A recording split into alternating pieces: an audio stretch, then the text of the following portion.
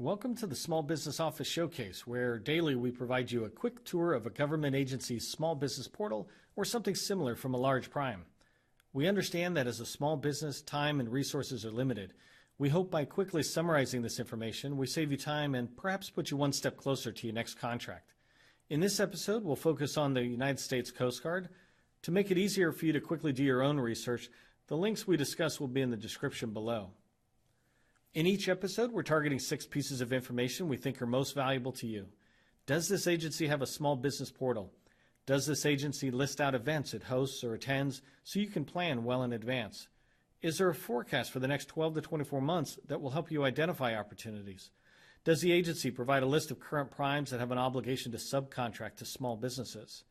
Is there any special registration required for this agency other than what's required for the entire federal government? And then finally, is there a list of people available that you can reach out to for help or get questions answered? You can see the basic results on this slide already, but let's go ahead and take a quick tour. We're going to take a look at all these links that we're looking at. One thing I want to point out is no special registration was found for the Coast Guard, so that's good. We're all prepared if we're registered in SAM. So the first site we're going to go to is the portal site, and really this portal site is under the Acquisition Directorate. This is the page that I was able to find that has some information, talks about how some of the money is spent. So there's some basic information, but it's not a typical small business portal. So as a small business, I wouldn't spend a lot of time in here. There are some other good sites. And then I will mention that the Coast Guard falls under DHS, Department of Homeland Security, and so they take advantage a lot of that joint efforts on small business activities. For example, if we move on to the next item, which is events, they fall under the DHS calendar, and they coordinate with DHS and other components in DHS to get their activities out there. So if you click on this link for vendor outreach, you'll see that there's a session for the fiscal year 2018. And as you come down, you'll see there's regular events in here.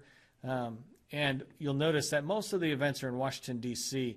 One thing I really want to point out is when you look at an event, you're planning your schedule, note that some of them are unique to, like, for example, in this case, veteran only. You can see that's bolded there. That means only veteran small businesses, service-disabled, veteran-owned small businesses are invited to attend on this particular session. So just keep that in mind when you're looking at events and planning your schedule. The next thing we're looking at is the forecast. DHS has a great forecast. There's a lot of information in here. You can see there's 31 pages right now of Coast Guard-related material. This information is excellent. It talks a lot about what they're planning on doing. Right here, anticipated quarter 4 for the awards. So that's July, August, September of this coming year. That's good stuff. That's really helpful. Here's a point of contact you reach out to get your questions answered, etc. One thing to also keep in mind is some of these have incumbent contracts. That means the contract's already out there. They know they're going to renew it, in this case in 2025. You can begin to build your relationship with these folks and figure out how to move forward. So that's excellent. Last thing I'll point out as it relates to acquisition forecast is you have the ability to export this to a CSV file and use it in Excel, which will enable you to see all this data in rows and columns and really manipulate the data fast. When you're talking about 31 pages, that could be really helpful. Let me move on next to prime contractors, where you may be able to subcontract under them. No guarantee, but at least DHS really provides you access to the folks that are in here. If you're coming in, for example, Booz Allen, if we look in here, we can see a point of contact right here for the DHS Eagle contract. And some of these other ones, you just move down and you start finding points of contact, like Mr. Franklin there. You can reach out to him through email. Some of these people provide more information. Looks like most of them just have the email, but that's excellent. You can reach out to these folks and find out what it would take to get on their team. How can you begin to build a relationship? And then the last one we're looking at are the small business points of contact. And I thought this was awesome that often you find yourself with DHS just going up to that level, but Coast Guard provides a lot of contacts down here on how to do business within the Coast Guard.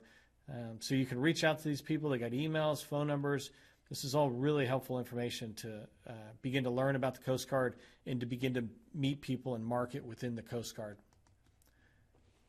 That concludes this walkthrough. I hope you found the information helpful as you continue to grow your business. Please provide any comments below or reach out to me directly if you have questions using my email address in the description. If you liked what you saw, share it on one of the social media platforms or just give it a thumbs up. I'm your host, Neil McDonald with SV MacPack. I thank you for joining me today and hope you'll join me again for more video tours.